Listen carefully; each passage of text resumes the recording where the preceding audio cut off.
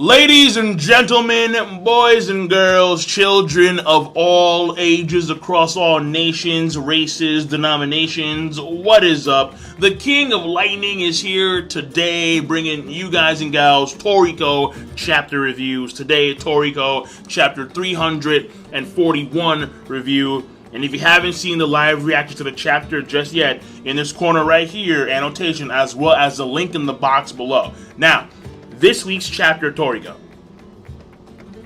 Yeah, bruh. Yeah, man, dude. Like, the chapter is simple from a structure standpoint. It really is, honestly. However, the hype train is ceaseless. It is never ending. This is a very well-oiled machine. All right? The greatest train in history, okay? Constant maintenance while it's moving. It does not stop. There is always something. There is always something that Mitsutoshi delivers, and you're like, bro, like, he doesn't stop. It's amazing. Now, before I get to the chapter itself, all right, there are, you know what? I'm going to talk about the things that we didn't see in the chapter. Now, we get to see 6 pieces land. All right, we got to see Area 7, Area 8, Area 6, Area 5, 4, and 3. Now, there's one more piece out there. So we know that Acacia dipped, right? He's gone. However, here's the thing. We know that God is going to appear at a later date, at some point in the future, like a few days from now. And Battle Wolf is taking on Torico and Starjun for some goddamn reason. However, what if the piece of Acacia was not sent to Area 2, but was actually in Area 1, like it stayed in Area 1? Because if Center is already there, and God is going to appear at a later date, get Center now, and then get God when God appears. So I'm not too sure. So either it's that, or it could be something along the lines of the piece in Area 2 is actually waiting, it's hiding, and it's gonna wait till God appears. While Acacia himself, he's still in hiding himself, or he's actually going over to Area 1 himself, like Neo Demon itself. So I'm not too sure.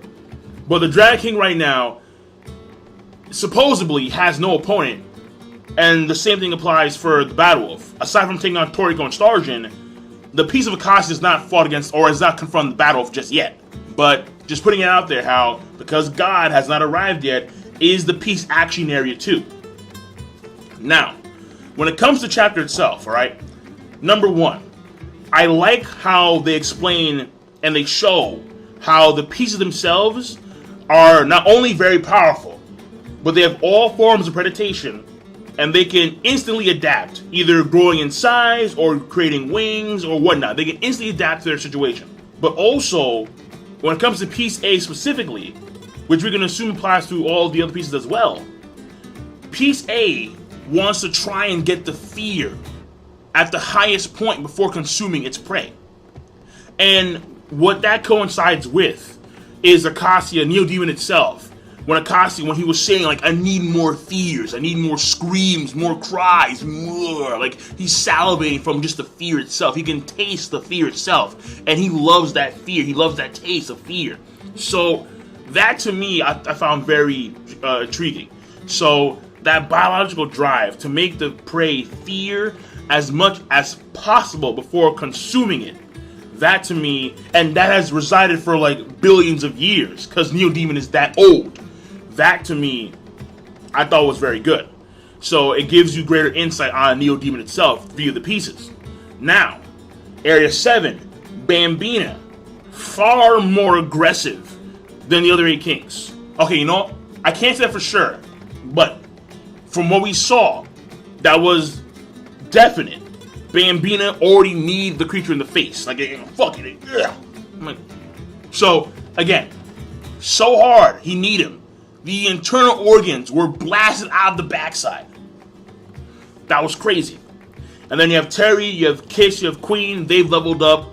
They now understand that we shared the blood of the 8 kings, alright? We're not bitches. We're gonna go in hard. No fear. Alright? No falter. No hesitation. And they've clearly attained a new level of skill and power. And ferocity as well. Now, Area 8. Heracles. The piece did puff up to become even bigger. But nah. Nah. Like, Heracles looking way the fuck down this dude. Like, right. Yeah, nah. Like, you still a bitch, though. You still a bitch. Like, what? Come on now. Like, Heracles is massive, man. Massive. And this piece, yeah, it's big, but nah, man, it ain't nowhere near Heracles. And Heracles has his horse boys behind him. Heracles has Dharma horse. Heracles has other horses behind him. So he's ready to go. All right, he's ready to fuck shit up. So that's gonna be good if we see it. Now, I'm gonna skip Area 6 because Area 6, Area 5. This to me was unbelievable substantial hype. Skydeer has his boys to fight for him.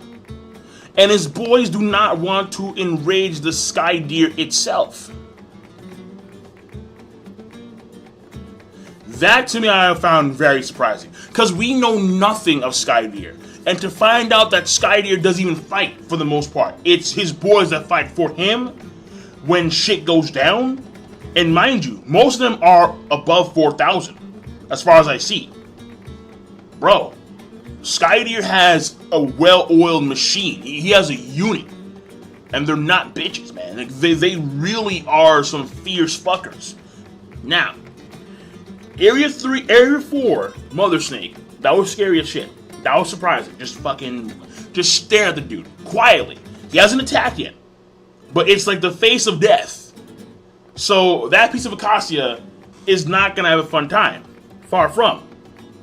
And I'm curious to see because the Mother Snakes, we know that they can make these giant tornadoes from turning that can stay there for thousands of years. But what else can they do? Like that, I want to see what else can the Mother Snakes deliver. So I gotta see this shit. Because we gotta see all of them, obviously. When it comes to Area 3, this to me was shocking. Poison water spouts or whirlwinds. I'm like, since when? Like, the Emperor Crow, I don't find to be, like, out of all the 8 kings, the Emperor Crow was, like, on the bottom for me. Because, I'm like, whatever. Like, they're crows, they're really big crows. Like, they're not super-duper, like, unique. However, when you have the poison whirlwinds going on, and then you have the shadow of death, now you pique my interest, alright? You pique my interest substantially, honestly. So, the Emperor Crows, for me personally, were, but now I'm like, okay, so like, we're getting somewhere here. Now, we go from all of this to the end with Torico and Starjun against the Battle Wolf. Keep it real simple. I think Mitsutoshi, he did. Mitsutoshi skipped genuine combat between Toriko and Starjun against the Battle Wolf. Number one, why the fuck are they fighting against the Battle Wolf in the first place? Number two, Mitsutoshi don't skimp on combat between Toriko, Starjun versus Battle Wolf, but he did.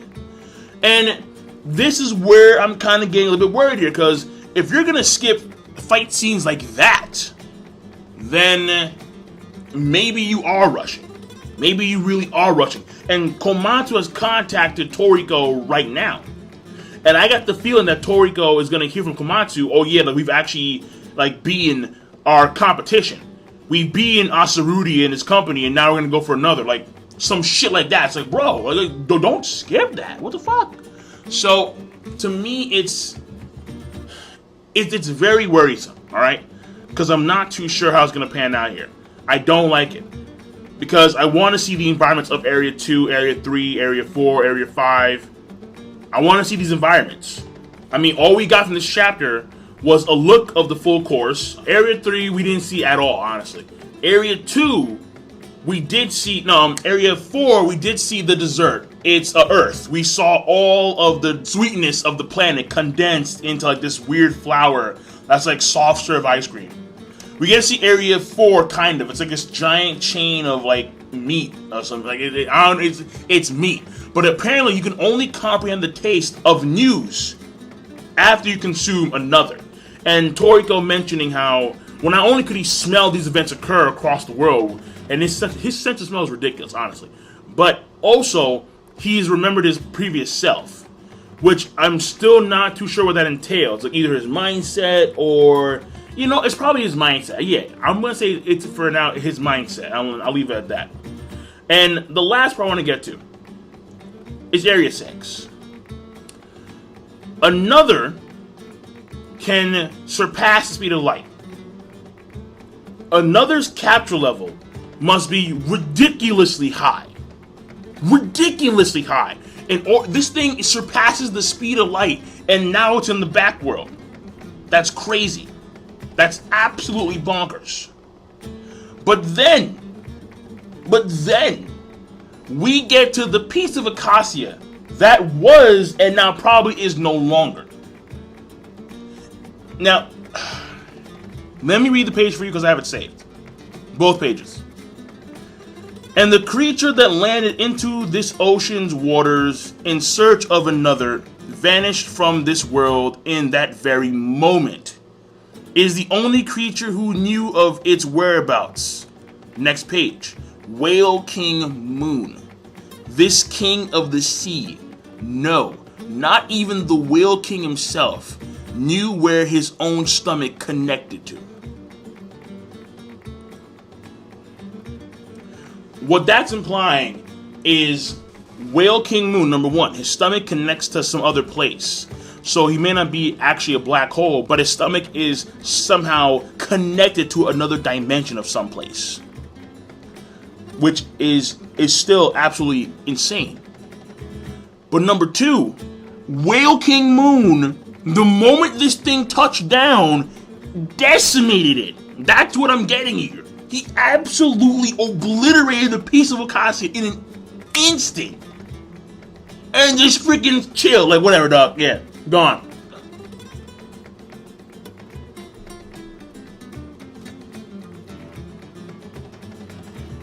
If that's what's actually happened, because I thought that the piece of Acacia went into the back world as well to go after another. That's what I thought initially. But when you have the whole thing about the Whale King Moon's stomach, why would you refer to the piece of Acacia disappearing in that instant, and then on the next page refer to the Whale King Moon's stomach? Somehow, some way, the piece of Acacia, the moment it hit the water, went into Whale King Moon's stomach? Yo, this dude's like 9,000 capture level. Yo, this dude's OP. Motherfucker OP.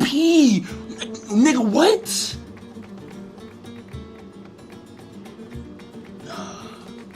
Yo. Whale King. Whoa. Whale King Moon. We still don't know what he's rocking. His whole thing is still like one giant mystery. But based on the context of the chapter, Whale King Moon decimated the piece of Acacia.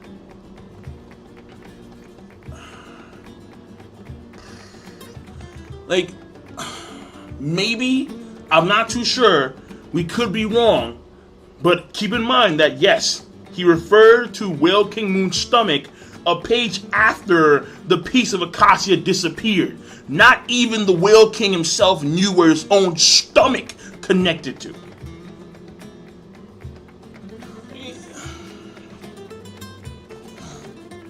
If that was actually happened, then he is the strongest by far. He's not just the strongest of the 8 kings. He is the strongest of the 8 kings by far. If that's actually happened. Honestly. But I'm done. So King of Lightning. The chaptering overall, I think, is an amazing chapter. Not an amazing. Because that last part is really irking me. And at the same time, it's making me a little bit worried. Because I'm not too sure what's going on there in full and honest. And I'm hoping that we're not trying to make like these. I mean, we already are in a sense. But I still want to get the world building here. If Mitsutoshi is skimping earnestly on world building here, then there's a serious problem. So, I mean, that's where I see it. But again, I'm not too sure. So, we'll see where it goes, because when God appears, we may actually get some genuine world building of Area 2. Who knows? But I'd say I'm done. King Lightning, rate the video, comment, subscribe. Peace. Have a nice goddamn day.